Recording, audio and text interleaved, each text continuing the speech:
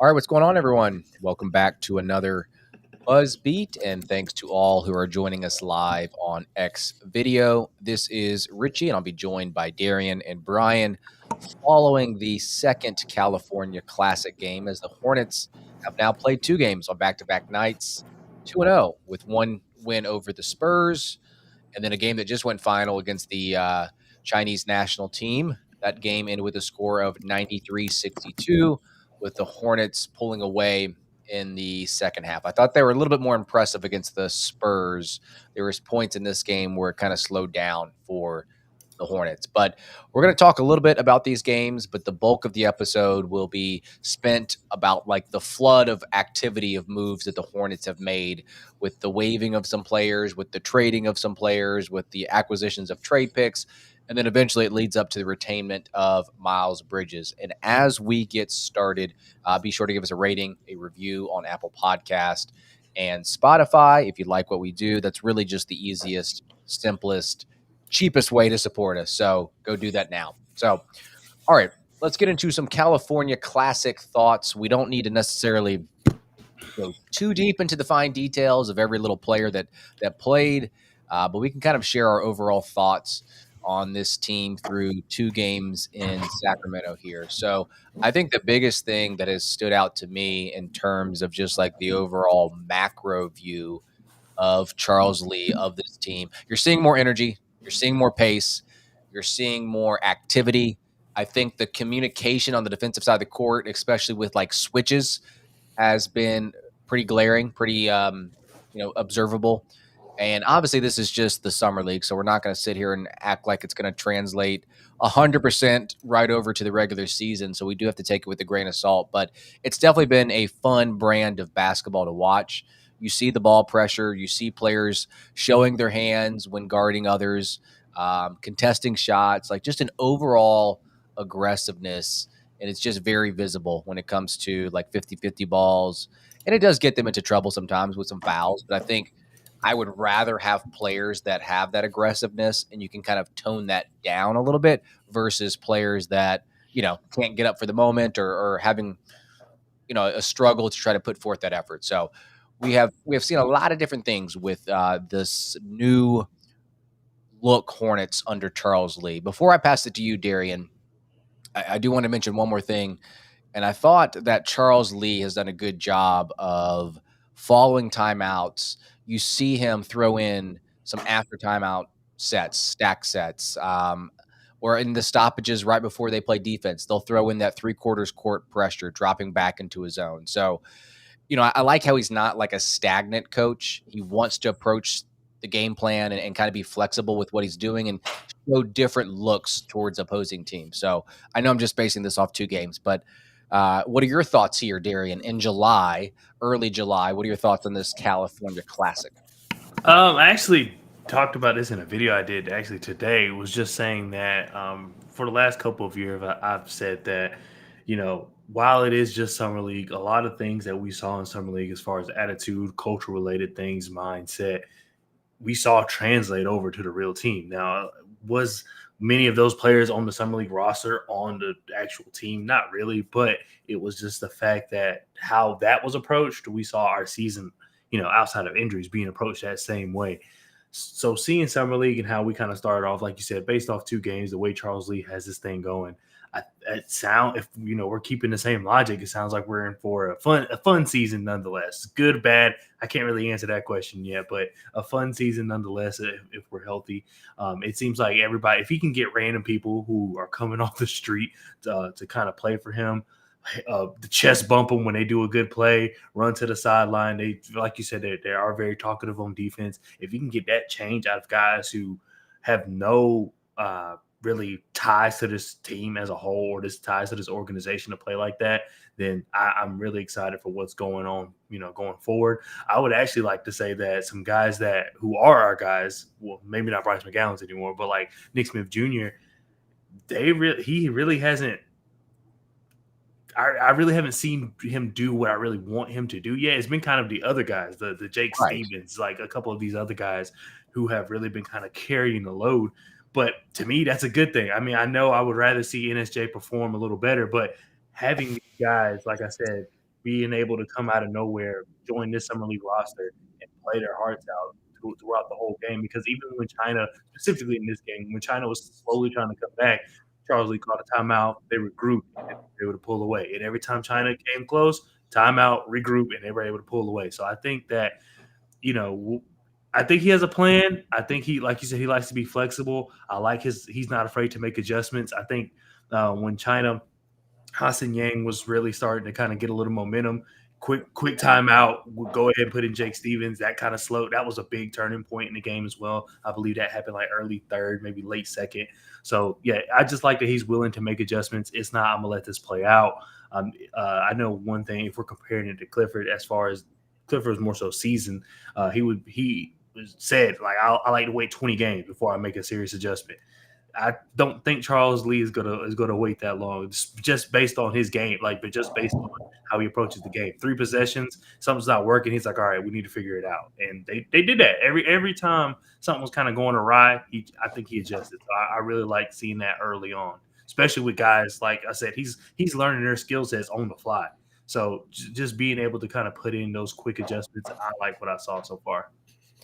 Yeah, just as an aside, Yang, his skill size pretty impressive, but the defense and the mobility certainly lacking a little bit. But yeah, I mean, I really like coaches who can be nimble, and we talk all the time about after timeout plays that's usually focused on offense. And I do think this is something it's starting to become uh, it's more pervasive. Like you see it in the college ranks plenty too, but just like the willingness to change defenses and stuff like that after a timeout, throw off an opposing team's play.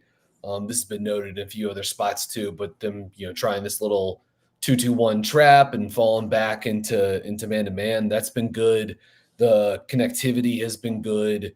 I think the compete level at the point of attack when they've been in drop coverage, depending on regardless of whom's been anchoring the defense, whether it's been Jake Stevens who's played well. Jake Stevens might be like a guy that like at some point cracks an NBA roster, gets a two-way deal or something like that. But Mo Gee and even James Banks, former Georgia Tech center, who I thought had some nice moments tonight too. And I'm excited to see Mark Williams, getting to anchor those looks with guys like, Brandon Miller and Josh Green, sort of like trying to, set the top of the defense and navigate screens and compete, in rear view pursuit and stuff like that too. So I thought all that stuff's been good. So far, the offense, pretty simple stuff. You see them running a lot of like horns out sets, and then they flow into some pick and roll action on the side. A lot of that, does feel very reminiscent of stuff you'd see with the Celtics. A lot of those sort of like big wing ball screens or in screening actions for guys like Tatum or Brown, mixing in, angle step up screens. So I think all of that has been good stuff so far. And then when they played San Antonio last night, I thought some of the sort of like wide pin down and pop or like sort of like wide split action looks, that's how they got some busts in San Antonio's defense, which opened up some threes for Mo Gee too. So simple stuff, but I like all of it so far. And I'm kind of excited to see more of it as this team, progresses through summer league and into training camp. And certainly some of like the other larger name players, come into the fold. But overall, I've been pretty impressed with just like the effort of guys like Caleb McConnell, Raekwon Battle. I think Xavier Simpson has done a nice job just sort of like running the show. And as far as NSJ goes, I just wish stuff came a little easier to him. It's so much. He has to use a lot of dribbles to like get to where he wants to go on the court, and even then, it's sort of tough for him to like fully turn the corner. You see him sort of getting like closed off in those like short mid-range, shallow mid-range pockets, and he's got to go to the fadeaway, or he does that little like extended ball fake to try to get the defender leaning. Then he goes into the fadeaway. The moments of skill are still impressive. The no-look passes, the shooting touch. Like I'm still very interested in him as a prospect, but it does feel like it's not going to be this year, right? There's a lot of guys ahead of him on the roster. And I just think as a guy who's not quite all the way there, like, and is going to be really leaning on his offense. It's just going to take a little bit of time for a guy that unfortunately hasn't played like that much, real game, live competitive basketball the last 2 seasons, in part because of injuries, in part because he was a rookie with Steve Clifford. So, I still, that said, I think if you've been like paying attention to these games, you've seen NSJ into it, playing hard, cheering on from the bench. So it seems like he's buying in, and I think that's a good thing for him. That's like probably like the next step for him, honestly, sort of just like totally get on board with the program with Lee. But yeah, I think I would like to see just a little bit more, from a creation standpoint with Smith, but I'm still interested in him as a prospect. Yeah, it's funny because Darian mentioned the players that have been, impressive or at least surprising, and they've been like, the quote unquote no name players, but like the Mhm. Bryce McGowans and Nick Smith Jr. More so Bryce, like he's been more disappointing to me, but you kind of hit the nail right on the head in terms of Nick Smith Jr. Like you're seeing a lot of shiftiness, like you're seeing a lot of skill Mhm. on the ball with his dribble moves, but sometimes it doesn't take him anywhere. Sometimes he waits too long to make that move. Sometimes I just wish he would just pass it around the horn and maybe it gets back to him on the second side and he have a better opportunity. Mhm. A lot of these like pull up shots from the mid range, some of them are going in, some of them are not. They just aren't always the best type of shots that you want, especially considering they're contested. And then Bryce McGowan's the timing of him being waived, I felt awful for him. But he has Yeah. not been great in these 2 games. So yeah, to your point, Darren, the 2 guys that going into to these 2 games that wow, I thought they would be a little bit better, have not been as impressive in my eyes. But Darren, last thoughts on anything you want to talk about, or whether it's Nick Smith Jr. before we kind of talk about some of the transactions. Oh, I do just want to say, just like as Brian said, that I am still high on Nick Smith Jr. I mean, he's still really young. He's still, is kind of just changing as far as what I think he's still trying to find himself as a player. Going to, to Arkansas, where I think they really kind of expected him to be the lead guard, and he got injured, and Anthony Black, became who Anthony Black is, and then he kind of became an off-ball guard, trying to play injured. Or coming off an injury. Then he comes to the Hornets. He plays a little more off ball. Kind of was more of a spot up 3-point shooter. So it's just going to take time. The glimpses are there. There are a lot of people ahead of him on the roster.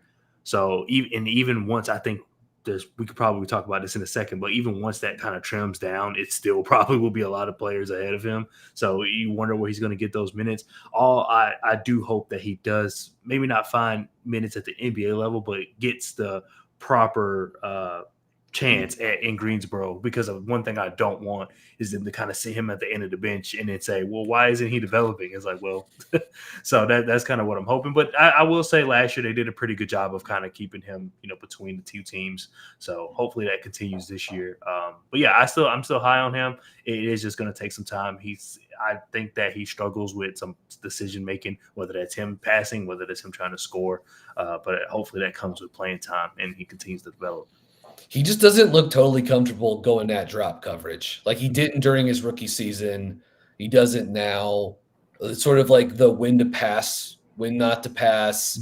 Like he had Moki open for a lob in the game against San Antonio, and he threw a pocket pass like a half step behind him. It was a turnover.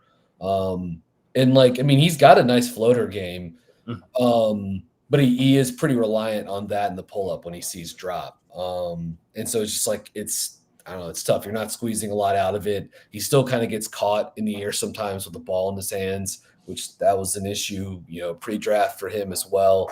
But yeah, he could be in line. Like it will be interesting to see because Salon is another one of these guys. These could be some of like the real like development success pieces of the new regime, right? Like they're sort of like at the top of the list for guys. Obviously Williams, LaMelo to an extent, Miller, guys that are going to be candidates for this as well. But guys that are sort of like lower, newer to the system or, lower in the pecking order that still have the ability to have the kind of upside. And those are going to be some of the big sort of like development case studies early on for the new staff and new front office. All right, let's switch it over to, I guess, if you want to call it bigger news. As I mentioned on the previous episode, the Hornets were shaping out their roster. There's different ways they could have approached this. They had the Miles Bridges cap hold of $15 million, which was a little bit of an issue, but it wasn't a case in which they couldn't clear off cap space. They didn't have to renounce him. They were able to get about $17 million in space, and they decided to use that mostly to take on contracts. They took on Reggie Jackson, about $5 million there, and then Josh Green, not just taking him on, but $12 million going into their space there. And they still have the full room mid-level exception to use if they desire, which I'm sure they will. And they had to waive Bertans, McGowan's, Poku. They traded for Devontae Graham. And for a quick second, I thought maybe, we're going to return to the Hornets, but they were going to waive him as well. He had a partially guaranteed contract. It would have become fully guaranteed on July 8th, and that would have taken up $12 million. So it made sense just to get rid of that. And only $2.85 million is dead money for the Hornets book. So in addition to that, they did receive a second-round pick from the Spurs. And then, as I mentioned before, there was a 6-team trade, which has never happened in the history of the NBA, where they got Reggie Jackson and Josh Green. And after all that's said and done, they have like $65,000 in space. And then they went ahead and signed Miles Bridges with the Bird exception. So before we get into the fine details of all these different types of moves, Brian, and kind of what the Hornets can do moving forward, what do you think about Jeff Peterson's activity and kind of getting all these deals completed? I feel like he has a plan. He executed it, because I feel like if Mitch Kupchak was still in this position, we would have seen very little movement. Like one or two kept everybody. We would have just. Yeah. I mean, there's just it's refreshing. I think we've said this going back to the trade deadline. These types of moves and as a rebuilding team with cap space, these are the types of things you would sort of maybe not expect, but hope that a team would be aggressive and seek out and try to find partnerships in so they could pick up draft picks, young players, right? Well, what did the Hornets do? Young players, and they scooped up some extra picks. I don't think any of the draft capital they got is overly great, but it's still nice to have, and to bring in a guy like Josh Green, who could be, is a guy that has the ability to be in a rotation or maybe even be a starter, is young and can probably get better. So there's some upside you tapped into. I don't know. It's those types of things. It's not even on the margin necessarily, because I do think this stuff is almost even more middle of the road, sort of like what should be best practice for a team that's rebuilding. But it is different here. Just going back off the top of my head, I'm not sure I can think of too many times when the Hornets have sort of jumped in and helped facilitate a deal and use that as a means to scoop up a player or scoop up some draft picks. And so you find a team like Denver that's trying to get under the tax. Well, sure, we'll take Reggie Jackson, give us some second round picks. There's two teams trying to fit, you've got, I guess, Golden State and Dallas trying to figure out a Klay Thompson transaction. Okay, we can be the third team, use our space and we'll take Josh Green off your hands. So I think, again, not exactly like splitting the atom, but I think pretty clever, pretty nimble, and just, again, sort of grabbing the low hanging fruit as a team that has the cap space they had was an asset, and turning that into stuff is good business. So impressed so far with the early returns of the Peterson front office. And I don't know if we've arrived to the hard part yet. And we'll certainly see how Salon progresses as after they use the number 6 pick in the draft on him. But so far, I think the front office has just hit some doubles and hit some singles here, and that's really all you can ask for them as they're just taking over. And I guess if you want to, it's a different front office going back 5-6 months to the trade deadline, but just under the new ownership, the initiative to turn over veterans into draft picks was big. And also into some young players too, like Micic and Trey Mann. And then carrying that a little bit further with the new guys at the helm in the front office, you have these types of moves. So so far so good, and certainly like is a little refreshing to see with the Hornets. What about you, Darren, in terms of the moves that Jeff Peterson has made and comparing that to Mitch? I mean, I've liked everything Jeff Peterson has done so far. One of my favorite movies of all time is Moneyball, and I feel like these are very Moneyball-esque moves. And kind of like where you're just, like you said, hitting singles, hitting doubles, not trying to go for the home run.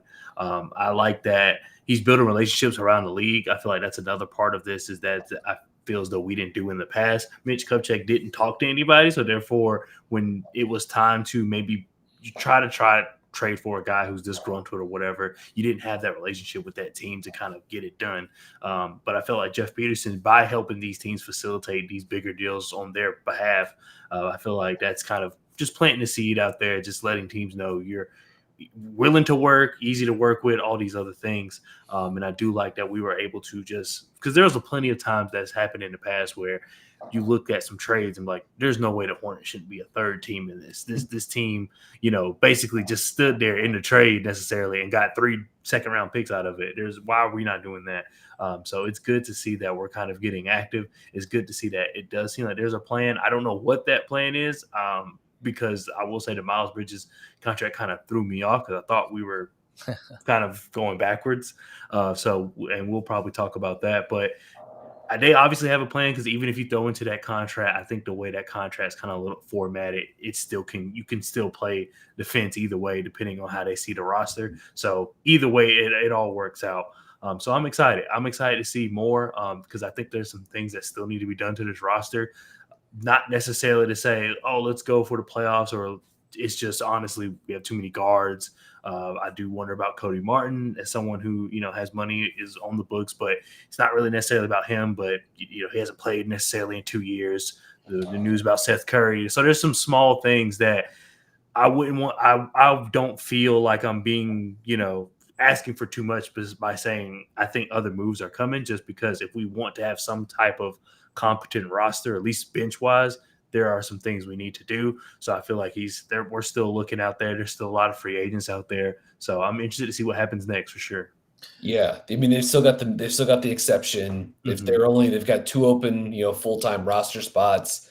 KJ Simpson, I guess today that became official. He's taking one of the 2-way deals, but they still have some flexibility in terms of their 2-way contracts. I assume they're going to use one of those on Leaky Black too. Maybe not entirely sure. Could see, but yeah, it does feel like guard or wing shooting, or like another big guy maybe is something that they could look at. But just because if you get one injury to Williams or Richards, you're sort of you're all of a sudden like looking a little thin at the 5 spot. But there's some flexibility and I mean, I assume they're not done, building out the roster, and I'll be curious to see what the next couple of moves look like between now and fall camp. Yeah, I think overall the business that Jeff Peterson has done has been good. And maybe I'm like nitpicking this deal, but like looking back on it, the one move that I don't think does much for me is the inclusion of the Reggie Jackson trade. Like at the time, like we were talking about it, I was like, okay, 2nd-round picks, okay.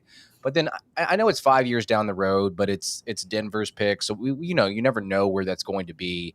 But I don't understand necessarily the value in that if he's not going to be a part of this team. Like, do you guys have any clue like what's going on with him as like, just going to be waived, or is he going to be part of the team? Like, I mean, last time he didn't want to be here, so we waived him. Right. And then he got hit, but then he got his ring. So now I feel like maybe things are a little different. He's like, I won my championship.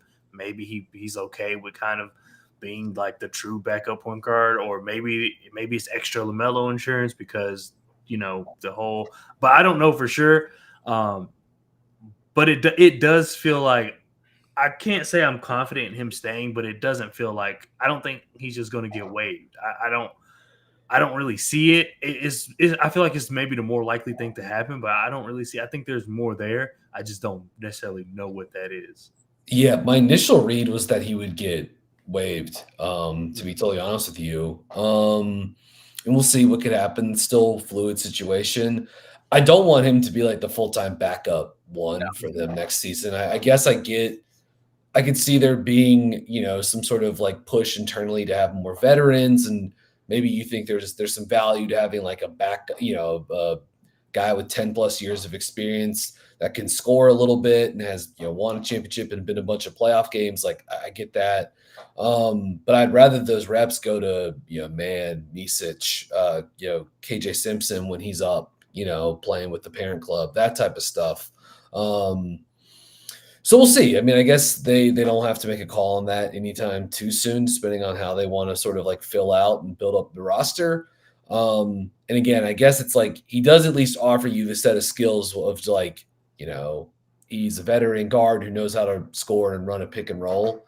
But again, I just feel like any real, if that guy's getting 20 minutes a game and getting to run a couple of dozen pick and rolls, like I see less from the outside looking in. I don't see a ton of value in that, and I'd rather those opportunities be routed through Nick Smith Jr., Trey Mann, Misic, like I said, and Simpson, etc. Like or Brandon Miller. Like those are the guys I want to see handling the ball more so than a guy who's, even if he is on the roster at the start of the season, like he's probably like wouldn't you expect him to be bought out at some point? Even if he does get carried into the season, he doesn't have trade. There's no trade value. He was a salary dump for Denver. Mhm. They had to attach picks to get to move off of him. So it's like there's not going to be a trade for him. So I don't have like a real good feel for that at the moment. But I just know if I were organizing things, like I would be prioritizing some of the young guys, making sure that they're the ones getting those reps, even if I do see value in having a guy like Jackson on a young roster. I guess if he played like a different position where there is not like this loaded backcourt of players that need to get time, like maybe I'd feel a little bit better about it. But I'm probably just nitpicking that deal.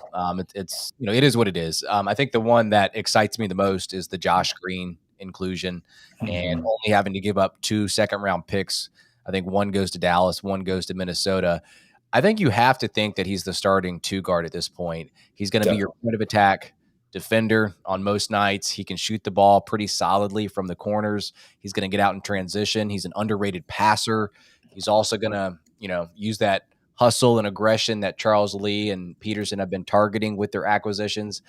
And like I mentioned earlier, I think it's much easier to dial back that aggressiveness if it gets you into foul trouble, which Green does on occasion and prone to picking up fouls there. But I'd rather have a guy like that has that mentality, and you just kind of teach him to be smart in certain situations versus, going after a guy that might be like technically sound, but you have to like constantly force him to show some effort. So I spent some time on the last episode profiling Green pretty much in detail. And if you haven't heard that episode, go back and give it a listen. But Darian, what are your thoughts about Josh Green and how he fits into this rotation here in Charlotte?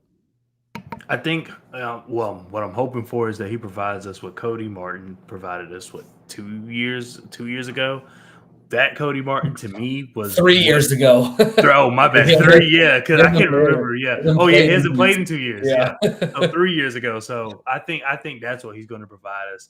I should say that kind of impact. They do it. They're going to do it in different ways, but that kind of impact. One thing I've always said about Cody Martin, even though lately as he's not been playing, is that I feel as though he's only as good as the people around him. So therefore, when he was around the bottom of the bench, he didn't look that good. But when he was around LaMelo, Miles Bridges, Terry Rozier, all those guys, he looked a lot better. He looked like he could be a good connector. He was hitting shots more as his stats indicate. It just, the game was a lot easier for him because he didn't have to do so much. I think Josh Green is going to be able to have that kind of impact, but also better. I think is on a better trajectory of getting better. And I feel as though he brings a lot more energy as opposed to, I felt like Cody was maybe a little more fundamental when it came to his defense. But I think Josh Green is going to provide the energy that we desperately need. I think he's going to match Charles Lee energy from what I've seen as far as summer league. So I think that's going to be huge for us. I know some people are saying he might start, he may not start. I don't exactly know yet. I think we still need to see some some other things happen with the roster. But I think he's going to be a good player. He can shoot incredibly well. He kind of does it all. My only gripe for him actually is that if he wants to be a part of this team, if we're trying to really push for playoffs and make playoff runs, is that I think he needs to maybe hone in on one or two skills. Right now, I think he does a little bit of everything decently. So I think if he really wants to like solidify himself, get really good at a point of attack defense, because I think, as everybody noticed, his screen navigation isn't that good. His decision making on offense isn't that good as far as ball handling. So there's some couple of things I think he needs to work on. But overall, those are type of problems that maybe were bad for Dallas, but for us and what we're trying to accomplish, I think it's way better than what we had. So I'm excited for him. I can't wait to see really him. I think he fits perfectly. I really do. Despite what his shortcomings may be. Yeah, Richie, I'm with you. I think right now you put him in pencil at the least as starting on the wing next to Miller, with LaMelo. This is a great opportunity for him. It really is. Like, he's still quite young. And I know Dallas, they weren't good, I guess, in the 22-23 season. They ended up being a lottery team to get Derek Lively, but mostly with when Josh Green's been playing there, like Luka Doncic has been there, and the team's been pretty good, right? Like, they've made some serious runs in the playoffs, including going all the way to the NBA Finals and winning the West this season. And so this is just going to be a different environment, and maybe one that could be good for a young developing player like Josh Green. Some of my thoughts on him, just like as a player, like, I like the one-on-one defense. And even though he's not a good rim protector, only 31 blocks and he's a really good athlete, only 31 blocks in, 200 plus career games. But I do like the team defense. I like him, like using him as a guide. I think this is something that Charles Lee will probably deploy him in, is his ability to be a like pressure point at the point of attack defensively in full court, whether that's, one-on-one picking up, and just causing some havoc and making teams get into their sets a little bit later. Or also, like, what did we start talking about at the top of the pod, you guys? Like, it was the Hornets, some of the, shape-shifting defenses they've been throwing out in summer league. If they do want to bring stuff like these, spring half-court traps and do stuff like that, play some zone, like, he's the guy that you could use in those situations to cause problems, right? With his athleticism and sort of like one-on-one and space team defense. Definitely struggles navigating screens and pick and roll. Not good enough in terms of anticipation, struggles to get back in the play, gets stuck on screens. But I think he's pretty good at like being a chase defender. So maybe there's certain matchups if you're going against if you're going against Klay Thompson in Dallas or something like that, use him to be a guy that tries to neutralize, a really good movement shooter for an opposing team. So there's some like defensive versatility, and you can sort of like slide his role around and stuff like that. I'll be really curious to see like if his finishing can improve. He's really reliant on the right hand, right, for finishes. So where does he go from there? I agree with both of y'all too. Like the connective passing, the stuff he can do in transition.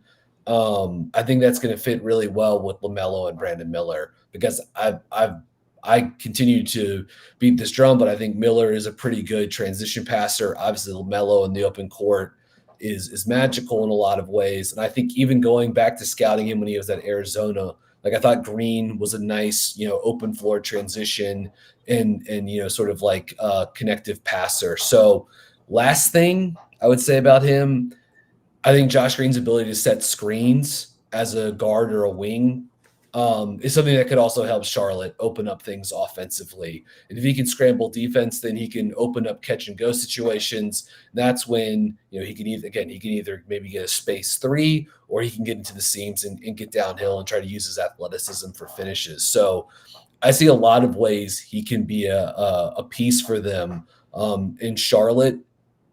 And again, one of the guys that I'm sort of like really anticipating have a lot of excitement around coming into the season, because I think he could. There's a chance this is a guy that, like, if Charlotte continues to progress, like, I know he was sort of like in and out of Dallas's playoff rotation, but might be a guy that has the ability to to like be impactful on both sides and do so in a winning environment too. So nice addition for Charlotte. And his contract is awesome. 12 million, 13 million, 14 million, which is like 8 or 9% of the cap. And for a guy that has proven to be a guy that can be an impact player on both ends of the court, that's an awesome contract to have. Obviously, there's going to be a decision to be made in 3 seasons from now in 2028, but we'll get to that point when we get to that point. Australia is playing in the Paris Olympics, so if you want to watch Josh Green play before he plays with the Hornets, they are in Group A for the Paris Olympics. All right, the last major news is the signing of Miles Bridges. 3 seasons, $75 million, no options. But, not that it really matters, but the order of operations, his deal would be the last one that took place with the cap hold of $15 million staying on the books until he signs, and that pushes the team over the cap. And I have not seen the full details of his contract, whether it's declining, whether it's a flat $25 million across the 3 seasons. It's for 75. So I guess really that's really all that matters. I know that, people have strong feelings about him on both ends of the spectrum. I'm a little bit kind of in the middle, a little bit indifferent. I think one of the biggest questions is, let's just say we ignore the off-court troubles. Let's just play that game. Would this even be a deal that you'd be okay with and feel all right about, Darian? 3 years, 25 million per, like just with his basketball skills as a guy that's probably going to be a third or fourth option. It honestly, I'm kind of like where you are. I'm kind of in the middle. It honestly just depends on what Miles Bridges you're getting. I know last year, even though we're trying to throw the off-court stuff off, he missed a year, so he looked a little slower. I felt like he stopped the offense a little bit when the offense was flowing. I felt like we didn't get him fully committed on off-ball defense, and I understand that it's hard to maybe be committed when you're on a 20-win team. You're missing your best friend in LaMelo. You're missing your center. So many other things can go with that. If I'm going best case scenario as far as Miles Bridges, I would say yes because of what he can do, but he's got to buy into this like third role because I think this is the thing. Before all of this, he was on a trajectory to be LaMelo's running mate, the second person on the team. They both can average 25 together, and then we fill out the rest. After that, I don't think he's lost it to me. Whether he becomes that Miles Bridges again or not, he lost that position. I think it goes to Brandon Miller. Not that in basketball does it truly matter, maybe not. But I think he's lost it to Brandon Miller. That goes to Brandon Miller. He needs to be the guy to maybe, instead of averaging 21, average 18, but be more efficient, play more within the offense as he did before. We've seen him do all these things at different times of his career, but I don't think we've seen him kind of bring it all together. Most of that is his fault as far as just all the off-court activities. But it's tough. It's tough because part of me saying yes is hoping that he can buy into this role, hoping that the money with the deal being 3 years, him obviously wanting to get back onto the market and get the money he thinks he deserves, that will hopefully motivate him to be the all-around player that he has the tools to be. It's just, will he do it? Will he be like, if I can just impact this team on winning, that will get me my money? Or is he thinking, if I can drop 26 a game, that will get me the money? And that's where I'm not really sure. I can't tell. Based on last year, because I believe we had this conversation on here before, he thought, if I can score as many points as possible, I'll get the money I want. NBA showed that you will not. You gotta impact winning. So I believe if he can see that and do a lot of the things that I know he can do, then it'll be worth it. But if he's still thinking I need to score as many points as possible to get the contract, I don't think it's not gonna work out, and then it would not be worth it. I know that's kind of a middle of the road answer, but that's honestly how I feel. No, I mean, I'm with you. Like him going after those points, I think his stats were very deceiving last year. I totally get the situation. That it wasn't a great situation. He received more attention because of the injuries to the other players, and he was very durable. Like, you got to give him that. But I'm not ignoring that stuff, but it's hard for me to trust anyone who thinks Miles actually got better as a basketball player because they just looking at the box score and the counting stats went up in certain areas. But we've talked about this before. You mentioned it just now, like his athleticism took a dip. I kind of theorized that's why he didn't get to the rim as much this past season. His defense is still lacking. It kind of always has been lacking, especially off ball since he's entered the league. And overall, like showing a lot of inconsistencies for being a guy that just got $25 million a year and now will be the second highest paid player on the team. I get that Brandon Miller's got to go through his rookie contract before he gets to that point, but like I view him as a third guy on this roster, maybe even sometimes a fourth option. So I think as a basketball player, like just eliminating some of the other stuff, the off court stuff, which you can't really do that, but just doing that, I don't even know if this was really the way that I would have gone. And who are they competing with in the sense that like who was going to 25 million? That's another thing. That was my whole thing. I mean, I think the fact that he's even back in Charlotte is evidence that no one was, willing to, why, right? I think if any other cap space team had been, willing to exceed that, he would have been elsewhere, right? I mean, but that market dried up, and it doesn't seem like, Clutch Sports was able to, sort of like, finagle a sign and trade for him somewhere. I did like that the Woj report / Clutch Sports press release that came out announcing the signing made sure to include him, Miles Bridges, as a part of the core in Charlotte with LaMelo and Brandon Miller. It's always good when you can sneak that in there. But I guess, I mean, he is the second highest paid player on the roster. So there is, and he's played a lot of basketball for them over the last 5-6 years, when he hasn't been suspended. He's played a lot of basketball and been a very productive player. He's still 26 years old, and he's a talent. So like, I'm not surprised, sadly, that there was at least like somewhat of a market for him.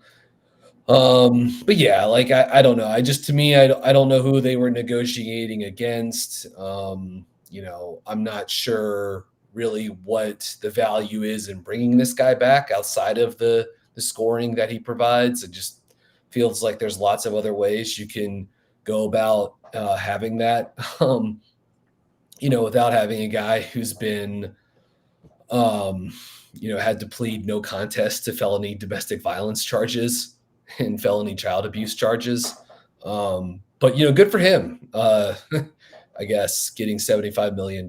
So it's a little bit of a bummer, to say the least, but this stuff is like, I mean, I don't know, like we can keep bringing attention to it. I know it's not our favorite thing to talk about.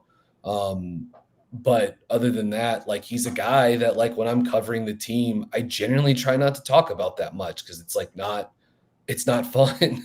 and I really would have loved for him to have been just anywhere else in the world than on this roster again going forward. But I'm not surprised that he was brought back. And at this number, I don't know, like, 2 years ago, what would you have expected him to have gotten in free agency? Probably like a 5-year, $125 million, something along those lines, probably, or maybe even more than that if he was, making max money or whatever. But so ultimately, I guess it seems like an okay number given his production. It's just given everything with this guy. It feels like a lot of money and a lot of years for a guy that I just really wish wasn't on the Hornets anymore. It's interesting to know that like some of the guys that they have been targeting fit a certain bill with like their defensive effort and just kind of their high energy plays. Like that's not necessarily something I associate with Miles Bridges, at least not on the defensive side of the court. So you almost wonder, I'm not saying they're trying to like fix him by any means, but you wonder if Charles Lee could somehow instill this kind of culture and maybe that somehow helps him a little bit on the other end of the court. I will say it's going to be interesting to see like, and I'll be curious to know like what Grant Williams' role is. We've talked about this some, like he's probably going to play some center for them at times next season. And I guess, if Mark Williams or Nick Richards got hurt, Grant Williams would just play more 5, he'd start or come off the bench at that position or however they wanted to play it. But I don't know. It's just like, it felt like not only did they like spend a lot of money to bring Miles Bridges back, but it's like they have a guy that like can start at the 4 on the roster already. Like I know Grant Williams is not everyone's cup of tea, but like he played pretty well for Charlotte down the stretch. Like and there's a pretty good track record of him being like a good player, and a guy that I think will really help out. I do think he can help amplify guys because of his passing and his work at the high post. So I think guys like LaMelo, Josh Green, Brandon Miller can all benefit from that stuff. And hopefully, ultimately you do want Salon probably become the guy at the 4, down the road. So I don't know, maybe you're thinking Bridges is the placeholder until you get to that stage or something like that. That's what I was thinking. That's obviously like a ways down the road. Again, I thought you have Grant Williams right there. Like he could be the guy. You could have squeezed Bridges even more, probably, in my opinion, and gotten this down to an even lower, more team friendly number or terms. But ultimately, it's not the direction they went. It'll just be interesting to see, doing the lineup splits next season. What are their best combinations? What do those things look like? How many of those good units is Bridges involved in? Are they better when they've got a guy that can pass at that position a little bit more and really be like a good screen setter? We'll see. Certainly Bridges shooting and scoring will be a boost for some of those numbers, but I don't know, something I'll probably keep an eye on next season. All right, we got like 5 minutes left here. And at this point, we can kind of quickly talk about how you feel the Hornets should best address the remaining spots on the roster. They do have the full room MLE, which is worth $7.98 million. You can sign a player for 3 seasons with 5% raises. So you can get a guy for 3 seasons, about a total of $25 million. So where do the Hornets need to improve? What positions do they need to improve? Let's just talk about this real briefly. I know that they have enough guards, and we've talked about that a lot, but I do think Seth Curry is going to be in play, like you said, Darian, a veteran piece that can that can provide the shooting from the outside. And I think that's something on the roster, like looking up and down the roster, there's not a lot of consistent 3-point shooters. Brandon Miller, Miles Bridges is inconsistent. Like, I think Seth Curry fits that role, even though we just talked about them having a little bit too many guards in the guard room. And that's why I think they're going to make some of the guards just have to go. I don't know where they're going to go. I don't know how they're going to go, but none of the guards that you currently have on a team really improve your shooting. Most of the guards that we do have shoot either under the team average, which was I think around like 35%, or they shoot at 35%. So even LaMelo Ball coming back doesn't significantly rise, that team percentage. So we may go from 27th, and then you add LaMelo Ball, 23rd, and then you add Josh Green, maybe 18th. So it's like we still need more shooting. And I know Seth Curry didn't shoot that well for us, but granted, he only played 6-8 games. So but I hope that they do bring him back, because we do need the shooting. But I think they're going to find something to do with the other guards. I would also like them to address size. Hopefully some size with shooting. Like, I really, really was kind of looking forward to Jalen Smith before he signed to the Bulls. Not that he was just going to be the answer, but I did want to just get a look at him because he is the definition of size and shooting. They got rid of Poku, who, it's not like he was the answer either, but he could flirt with the idea of being a shooter with size. They got rid of Bertans, of course. So I really wonder what they're going to do. And plus, all of our players with size, Mark Williams and Nick Richards, they have the same archetype. So I would like to add some versatility to that. Dejan Salon is also someone who, I know, they say, he can do all these things, which I think he can, but he's also a rookie. And I almost felt that way about Brandon Miller. Everybody was looking at Brandon Miller, who was a rookie, an outstanding rookie, but looking at a rookie to solve a lot of our problems. And I just don't think that's very conducive if you're trying to build something, especially in that first year. So I'm not looking. I know Salon is there, but I'm not looking at him to solve that question. I would like to get some veterans, or it's just anybody really take flyers. But and they're not afraid of doing so. We saw, them getting Poku was a sign of them not afraid to, take a flyer on a guy. So we'll see. I don't know the complete free agency list. Right. And then also, there's also players that may be available that are not public that we don't know about. So those are kind of things they can touch on. But yeah, size and shooting are two things I really kind of want for this team. Yeah. I think we've said this a few times now. Size and shooting, just like well, it's kind of one of the reasons why I thought they might keep Bertans around. I mean, I know his size is sort of like more in theory than it is in terms of like how impactful he is at the paint or whatever, but he's a heck of a shooter and he is 6'10".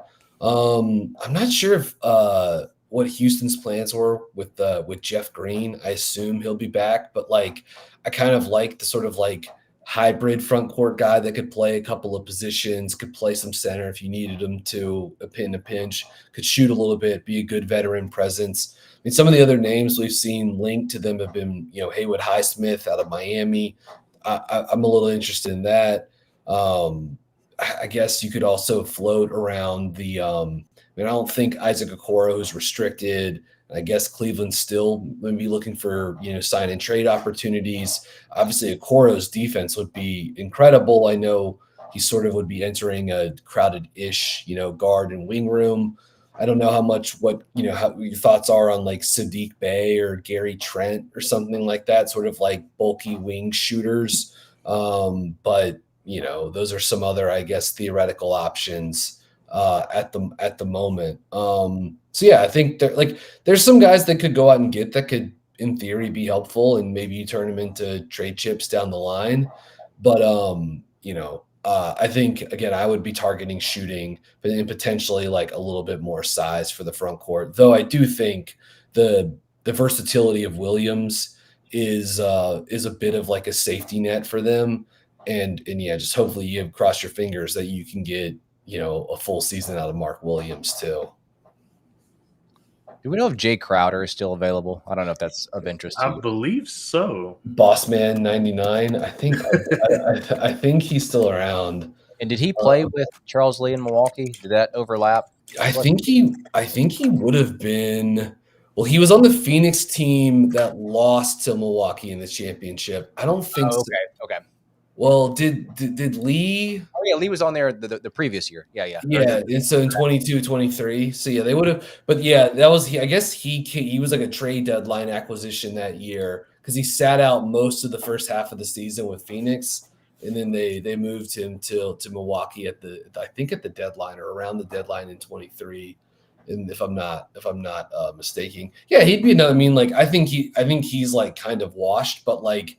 He would not be a bad. He still shot 35% on threes last season in 50 games with the Bucks. But like he's the kind of guy that I think he's sort of like I think Green has a little bit more versatility in terms of like being able to size and scale up. But he's in the same, I think it's similar mold, right? Like a hybrid forward veteran that can give you like a little bit of stretch. All right. There was a lot to get to on this episode, and I think we covered a lot of ground with all these acquisitions with some thoughts on the California Classic. We appreciate all those who joined us live and those who are listening to us on the podcast version. Be sure to share this with a Hornets fan. For Darian,